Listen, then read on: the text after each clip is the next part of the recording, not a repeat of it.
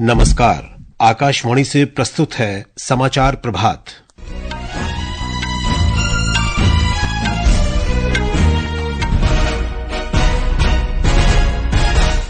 प्रधानमंत्री नरेंद्र मोदी आसियान भारत सम्मेलन और पूर्वी एशिया सम्मेलन में भाग लेने के लिए आज से लाओस की 2 दिवसीय यात्रा पर वियंतियान रवाना। दिग्गज उद्योगपति रतन टाटा का मुंबई में निधन। राष्ट्रपति, उपराष्ट्रपति और प्रधानमंत्री ने शोक व्यक्त किया।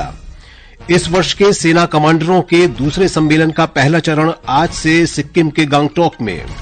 सरकारी सेवाओं तक निर्बाध पहुंच के लिए डिजी लॉकर की उमंग ऐप के साथ साझेदारी। दुबई में महिला T20 क्रिकेट वर्ल्ड कप में भारत ने श्रीलंका को 82 रन से हराया और भारतीय पुरुष टीम ने T20 मैच में बांग्लादेश को 86 रन से हराकर 3 मैचों की श्रृंखला जीती। समाचार प्रभात के साथ मैं विशाल शर्मा। प्रधानमंत्री नरेंद्र मोदी लाओस की 2 दिन की यात्रा पर आज वियंतियान के लिए रवाना हो गए। अपने प्रस्थान वक्तव्य में श्री मोदी ने कहा कि वे 21वें आसियान भारत शिखर सम्मेलन और 19वें पूर्वी एशिया सम्मेलन में हिस्सा लेने के लिए लाओ पीडीआर के प्रधानमंत्री सोनेक्से सिफंदोन के निमंत्रण पर वियंतियान जा रहे हैं। उन्होंने कहा कि इस वर्ष भारत एक्ट ईस्ट नीति का दशक मना रहा है। कल नई दिल्ली में विदेश मंत्रालय के सचिव जयदीप मजुमदार ने बताया कि श्री मोदी 21वें आसियान भारत शिखर सम्मेलन और 19वें पूर्वी एशिया सम्मेलन में हिस्सा लेंगे। श्री मजुमदार ने कहा कि आसियान भारत सम्मेलन में प्रधानमंत्री नरेंद्र मोदी 10वीं बार हिस्सा लेंगे। हमारे संवाददाता ने बताया है कि प्रधानमंत्री आसियान देशों के अन्य शासनाध्यक्षों के साथ भारत और आसियान के बीच संबंधों की प्रगति की समीक्षा करेंगे और परस्पर संबंधों की भावी दिशा तय करेंगे।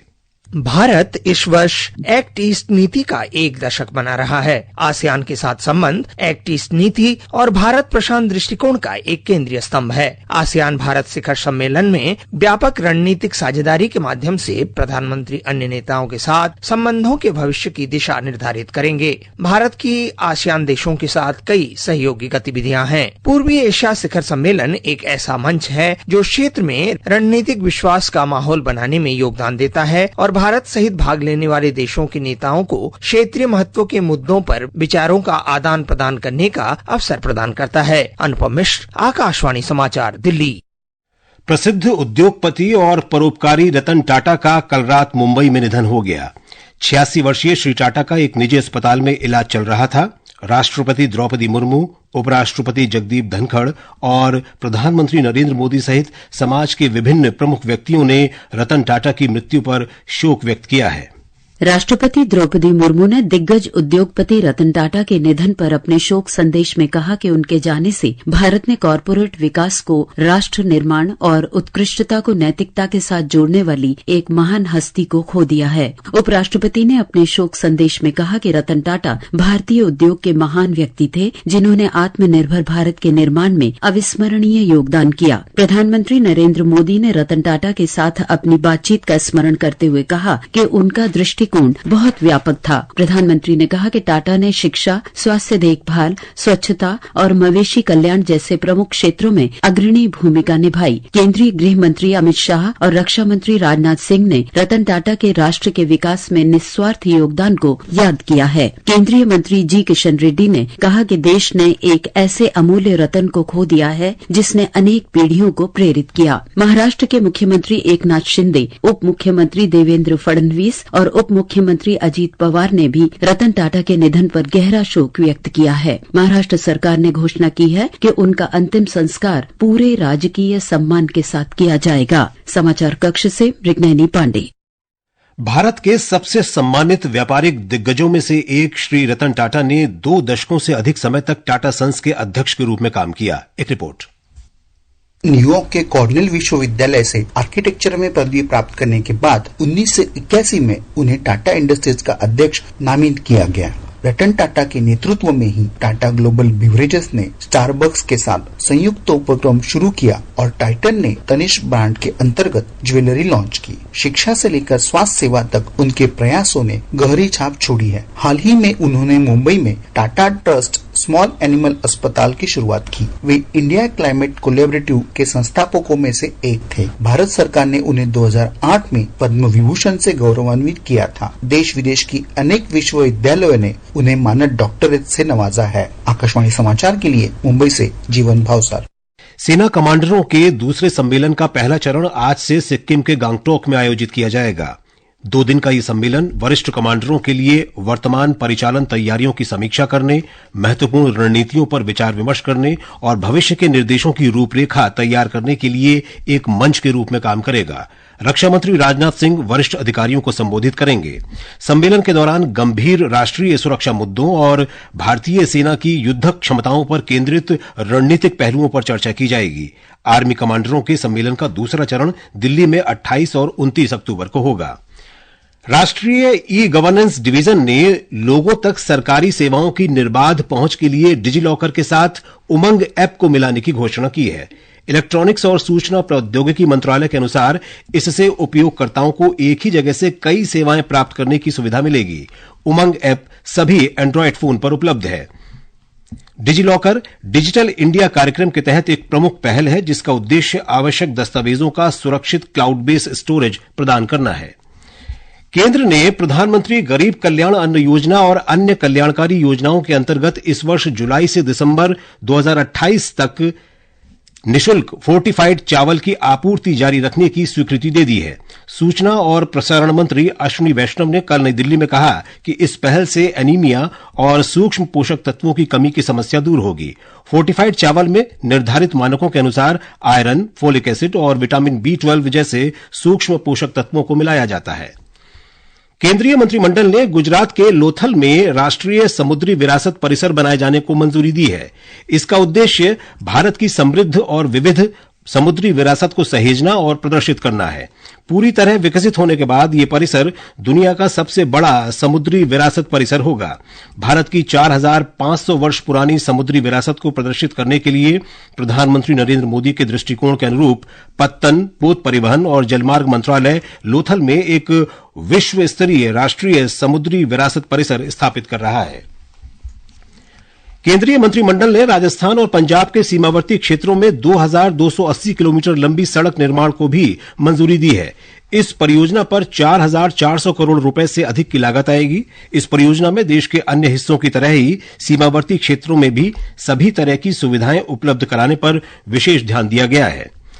राष्ट्रीय जांच अभिकरण NIA ने पुदुचेरी के हिज्ब उत तहरीर HUT से जुड़े मामले में एक प्रमुख आरोपी को गिरफ्तार किया है।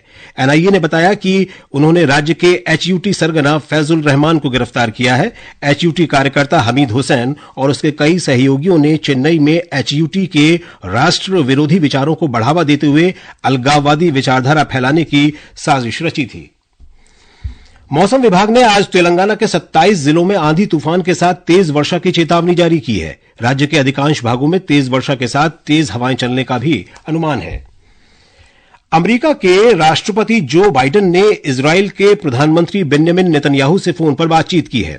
व्हाइट हाउस की प्रवक्ता केरिन जियां पियरे ने बताया कि दोनों नेताओं के बीच ईरान से जुड़े पश्चिम एशिया में चल रहे संघर्ष पर चर्चा हुई। इस बीच इजराइल के रक्षा मंत्री योव गैलेंट ने इजराइल पर ईरान के मिसाइल हमलों पर जवाबी कार्रवाई करने की कड़ी चेतावनी दी है। संयुक्त राष्ट्र संघ के अनुसार इस संघर्ष से लेबनान में कई विनाशकारी परिणाम सामने आए हैं। अमेरिका में राष्ट्रपति पद के रिपब्लिकन उम्मीदवार डोनाल्ड ट्रंप ने प्रधानमंत्री नरेंद्र मोदी की प्रशंसा करते हुए कहा है और उन्हें अपना मित्र बताया है। ट्रंप ने एक पॉडकास्ट में पूछे गए सवाल के जवाब में ये टिप्पणी की। पूर्व राष्ट्रपति ट्रंप ने अपने कार्यकाल के दौरान हाउडी मोदी कार्यक्रम में भाग लेने के लिए 2019 में श्री मोदी की ह्यूस्टन यात्रा को शानदार अनुभव बताया। ट्रंप ने कहा कि प्रधानमंत्री मोदी के साथ उनके बहुत अच्छे संबंध हैं। श्री ट्रंप उपराष्ट्रपति कमला हैरिस के खिलाफ चुनाव लड़ रहे हैं। और अब खेल जगत की खबरों के साथ हैं मुकेश कुमार बल। महिला 2020 विश्व कप क्रिकेट में भारत ने कल रात दुबई अंतर्राष्ट्रीय क्रिकेट स्टेडियम में ग्रुप ए के मुकाबले में श्रीलंका को 82 रन से हरा दिया। पहले बल्लेबाजी करते हुए भारत ने निर्धारित 20 ओवर में 5 विकेट पर 172 रन बनाए, जिसके जवाब में श्रीलंका की टीम 19.5 ओवर में सिर्फ 90 रन ही बना सकी। इस जीत के साथ ही भारत के सेमीफाइनल की दौड़ में बने रहने की उम्मीद मजबूत हो गई है। वहीं दूसरी ओर भारतीय पुरुष क्रिकेट टीम ने कल शाम नई दिल्ली में दूसरे 2020 अंतर्राष्ट्रीय मैच में बांग्लादेश को 86 रन से हराया। भारत ने 9 विकेट के नुकसान पर 221 रन का विशाल स्कोर बनाया, जिसके जवाब में श्रीलंका की टीम 9 विकेट पर 135 रन ही बना सकी। इस जीत के साथ ही भारत ने श्रृंखला 2-0 से अपने नाम कर ली है। वहीं बैडमिंटन में भारत के किरण जॉर्ज कल फिनलैंड के वंता में आयोजित आर्कटिक ओपन प्रतियोगिता के पुरुष सिंगल्स प्री क्वार्टर फाइनल में पहुंच गए हैं। उन्होंने विश्व के 25वीं वरीयता प्राप्त ताइवान के वांग सू वेई को हराया। आज दूसरे दौर में किरण का मुकाबला मौजूदा एशियाई चैंपियन इंडोनेशिया के जोनाथन क्रिस्टी से होगा। महिला सिंगल्स में भारत की मालविका बंसोड़, उन्नति हुडा और आकर्षि कश्यप भी राउंड 16 में पहुंच गई हैं। 38वें राष्ट्रीय खेल अगले वर्ष 28 जनवरी से 14 फरवरी तक उत्तराखंड में आयोजित किए जाएंगे।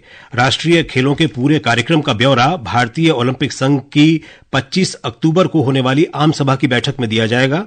राष्ट्रीय खेलों के अलावा उत्तराखंड में शीतकालीन राष्ट्रीय खेल भी आयोजित किए जाएंगे। वैज्ञानिक डेविड बेकर, जॉन जंपर और डेमिस हसबिस को रसायन विज्ञान में इस वर्ष का नोबेल पुरस्कार दिया जाएगा। प्रोटीन की संरचना की भविष्यवाणी और डिजाइन करने में सफलता के लिए उन्हें इस पुरस्कार के लिए चुना गया है। डेविड बेकर ने पूरी तरह से नए प्रकार के प्रोटीन का निर्माण किया और जॉन जंपर तथा डेमिस हसबिस ने प्रोटीन की जटिल संरचनाओं की भविष्यवाणी करने की 50 वर्ष पुरानी समस्या हल करने के लिए आर्टिफिशियल इंटेलिजेंस मॉडल विकसित किया। दुनिया भर में आज विश्व मानसिक स्वास्थ्य दिवस मनाया जा रहा है। ये दिन मानसिक स्वास्थ्य संबंधित मुद्दों के बारे में जागरूकता फैलाने और मानसिक स्वास्थ्य से जुड़ी सेवाओं को बढ़ावा देने के प्रयासों को सुदृढ़ करने के लिए मनाया जाता है। इस वर्ष का विषय है कार्यस्थल पर मानसिक स्वास्थ्य। इस वर्ष के विषय में कार्यस्थल पर मानसिक स्वास्थ्य के प्रति जागरूकता फैलाने और इससे जुड़े खतरों से निपटने और जरूरतमंदों को सहायता प्रदान करने जैसे उपायों की दिशा में एकीकृत कार्य के महत्व को रेखांकित किया गया है। ये समाचार हमारी वेबसाइट www.newsonair.gov.in और हमारे न्यूज ऑन एआईआर ऐप पर भी उपलब्ध हैं। और अब आज के समाचार पत्रों की सुर्खियों के साथ हैं फरहत नाज। धन्यवाद विशाल। दिग्गज उद्योगपति और टाटा सन्स के मानद चेयरमैन रतन टाटा का निधन आज के समाचार पत्रों के मुख्य पृष्ठ पर है। राजस्थान पत्रिका के शब्द हैं, अलविदा भारत के रतन। वहीं दैनिक जागरण का कहना है, साधारण जीवन जीते थे, 100 से ज्यादा देशों में कंपनियां संचालित करने वाले रतन टाटा। हरियाणा विधानसभा चुनाव के नतीजों के बाद विपक्षी गठबंधन में शामिल दलों के बदलते सुर पर भी अखबारों की नजर है। दैनिक जागरण लिखता है, हरियाणा में हार से INDIA में राड, कांग्रेस की रणनीति को सहयोगी दलों ने हार के लिए बताया जिम्मेदार। 2 परमाणु पनडुब्बी और 31 प्रीडेटर ड्रोन के लिए 80,000 करोड़ रुपए के सौदे को मिली मंजूरी को अमर उजाला ने अहमियत दी है। सुरक्षा मामलों की कैबिनेट समिति ने दी मंजूरी, अमेरिका से होगी खरीद, पनडुब्बियों का स्वदेशी स्तर पर ही होगा निर्माण। राजस्थान के बहुचर्चित रूप कुंवर सती कांड में 37 साल बाद सभी 8 आरोपियों के दोषमुक्त होने को जनसत्ता ने प्रमुखता दी है।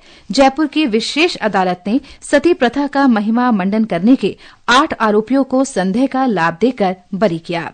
दिल्ली में सीएम आवास के अलॉटमेंट को लेकर मचा घमासान नवभारत टाइम्स सहित कई अखबारों में है। PWD ने सीएम का बंगला किया सील।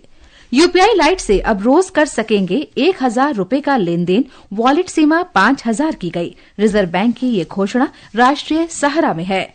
बैंकों और हाउसिंग फाइनेंस कंपनियों से कर्ज लेने वालों को रिजर्व बैंक की बड़ी राहत। हिन्दुस्तान के अनुसार समय से पहले कर्ज चुकाने पर अब नहीं देना होगा जुर्माना। धन्यवाद फरहत। और अब अंत में मुख्य समाचार एक बार फिर। प्रधानमंत्री नरेंद्र मोदी आसियान भारत सम्मेलन और पूर्वी एशिया सम्मेलन में भाग लेने के लिए लाओस की 2 दिवसीय यात्रा पर आज वियंतियान रवाना। दिग्गज उद्योगपति रतन टाटा का मुंबई में निधन। राष्ट्रपति, उपराष्ट्रपति और प्रधानमंत्री ने शोक व्यक्त किया। इस वर्ष के सेना कमांडरों के दूसरे सम्मेलन का पहला चरण आज से सिक्किम के गांगटोक में। सरकारी सेवाओं तक निर्बाध पहुंच के लिए डिजिलॉकर की उमंग ऐप के साथ साझेदारी। दुबई में महिला T20 क्रिकेट वर्ल्ड कप में भारत ने श्रीलंका को 82 रन से हराया और भारतीय पुरुष टीम ने T20 मैच में बांग्लादेश को 86 रन से हराकर 3 मैचों की श्रृंखला जीती। इसके साथ ही समाचार प्रभात का ये अंक समाप्त हुआ। नमस्कार।